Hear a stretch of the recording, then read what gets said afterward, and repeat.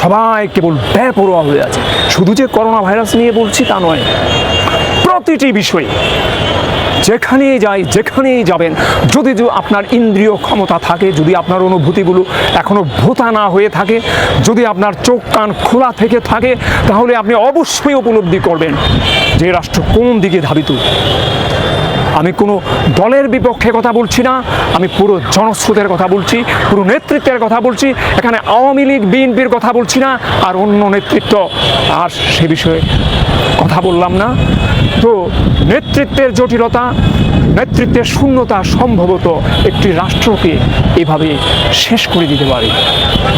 এই কি অবস্থা!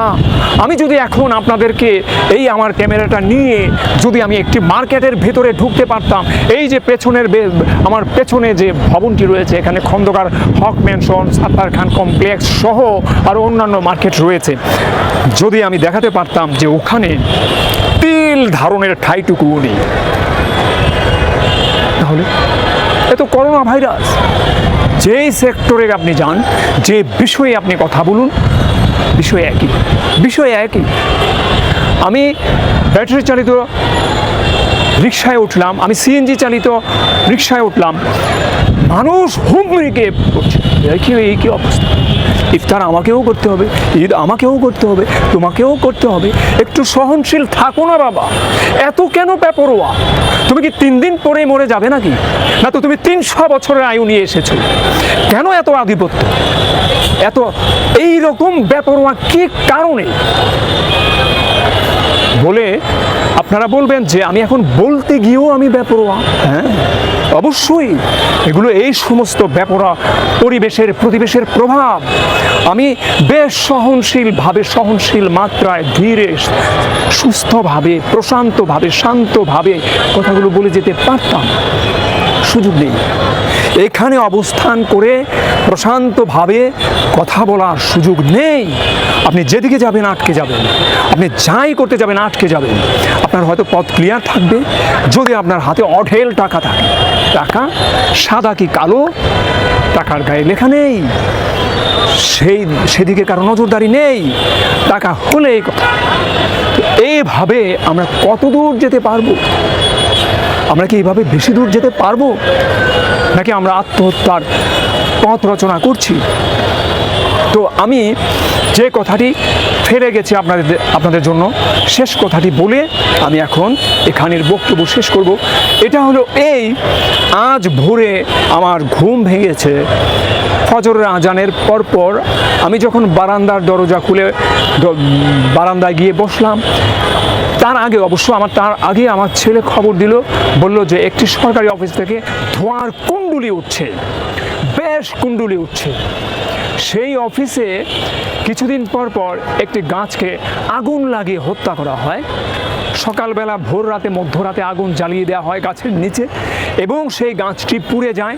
তারপর এই গাছটিকে কোনো রাসায়নিক কারণে বা জৈব বৈচিত্র্যের কোনো জটিলতা দেখিয়ে এই গাছটি মারা গিয়েছে, এরকম ফুটেজ ছবি নিয়ে তারা হয়তো বলেছে, যেহেতু আমার কাছে যথাযথ প্রমাণ নেই, কিন্তু আগুন লাগানোর প্রমাণটুকু রয়েছে। তো আগুন লাগিয়ে একটি গাছকে পুড়ে ফেলে, এর কিছুদিন পরে এই গাছটিকে আপনার কেটে ফেলে, তারপরে এখানে ভবন তৈরি হয়। এভাবে অনেকগুলো সরকারি অফিসের বড় বড় বৃক্ষ, বেসরকারি জায়গাগুলো হাইরাইজ বিল্ডিংয়ে পরিপূর্ণ হয়ে গেছে। এখন সরকারি জায়গাগুলোতে বেশ বড় বড় বৃক্ষ রয়েছে। এই গাছগুলো নিধন হওয়ার সঙ্গে সঙ্গে এই দেশের কিছু সুস্থ রাজনৈতিক সংগঠনের অথবা পরিবেশবাদী সংগঠনের ছেলেরা, মেয়েরা, যুবকেরা এখনও যাদের জন্য এই দেশে শ্বাস ফেলা যায়, তারা প্রতিবাদ করে। এটা ফেসবুকে হোক, ইউটিউবে হোক, অথবা প্রকাশ্যে ব্যানার নিয়ে হোক, রাজপথে হোক, তারা ক্ষীণ কণ্ঠে, ক্ষীণ স্রোত ধারায় হলেও একটু প্রতিবাদ করে। এই প্রতিবাদটুকুর যেন লেশ মাত্র না থাকে, সেই জন্য গাছ পোড়া শুরু হচ্ছে। আমার কাছে ভিডিও ফুটেজ রয়েছে, ভবিষ্যতে এগুলো আমি আপনাদের উদ্দেশ্যে উপস্থাপন করব।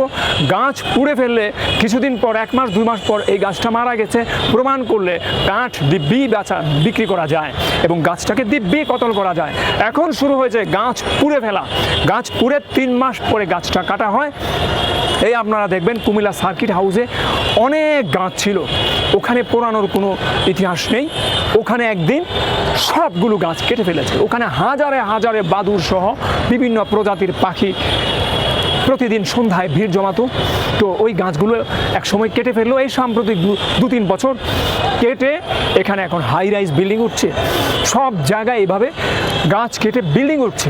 তো গাছগুলো কাটলে পরেই অনেকে প্রতিবাদ শুরু করে, বিধায় গাছগুলো এখন কাটার জন্য বিভিন্ন ছল বল কৌশল কৌশল এগুলো অ্যাপ্লাই হচ্ছে, এগুলো পরীক্ষা নিরীক্ষা হিসেবে করা হচ্ছে। তো আপনারা একটু ভাবুন, যেই রাষ্ট্রে গাছ পুড়ে ফেলার মতো মানুষ রয়েছে, সেই রাষ্ট্র কি সহজভাবে এগিয়ে যাচ্ছে? এখন আমার কোনো পদবি নেই, আমার কোনো অবস্থান নেই, আমি একজন একক ব্যক্তি, একেবারেই নিরীহ নাগরিক। আমি যদি এই কথাগুলো বলতে থাকি, প্রমাণ দিতে থাকি, 2 দিন পরে আমি কোথায় যাব? প্রয়োজন আছে? নেই। আমি কি রাষ্ট্রের বিপক্ষে বলছি? না। আমি কি আইনের বিপক্ষে বলছি? না। কিন্তু এই কথাগুলো বলতে গেলে যদি আমাকে হয়রানি করা হয়, যদি করা হয়, আমি অতীতে কিছু হয়রানির শিকার হয়েছিও, যদি করা হয়, তাহলে তো কথাগুলো আমি বলবো না, বলবো না। আমি নীরব হয়ে যাব, আমি বোবা হয়ে যাব। বরিস পাস্তেরনাকের মতো আমি লেখা ছেড়ে দিয়েছি, লেখা ছেড়েই দেব। কথা এইটুকু। এই রাষ্ট্রের মানুষের আসলে সহজ সমাধান কি আছে, গন্তব্য কোথায়? এত বেশি আশাবাদী ছিলাম আমি, আশাবাদী রাজনীতি করার পরও এখন অন্তত পক্ষে আমি এই বিষয়টায় আশাবাদী নই। অন্তপক্ষে মৃত্যু সুনিশ্চিত মানুষের জেনেও এই রাষ্ট্রের ভবিষ্যৎ আমি দেখতে পাচ্ছি না।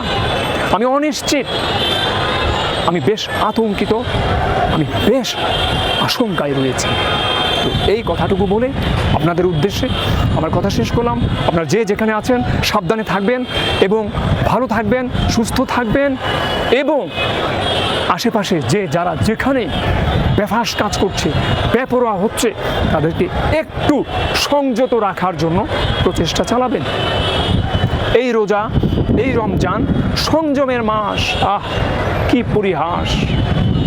সংযম, কোথাও সংযত অবস্থা নেই, সংযমের মাস। এই হলো আমরা সংযম পালনের, এই হলো আমাদের সংযম পালনের নমুনা। সবাই ভালো থাকবেন, একথা বলে আমার বক্তব্য এখানেই শেষ করছি।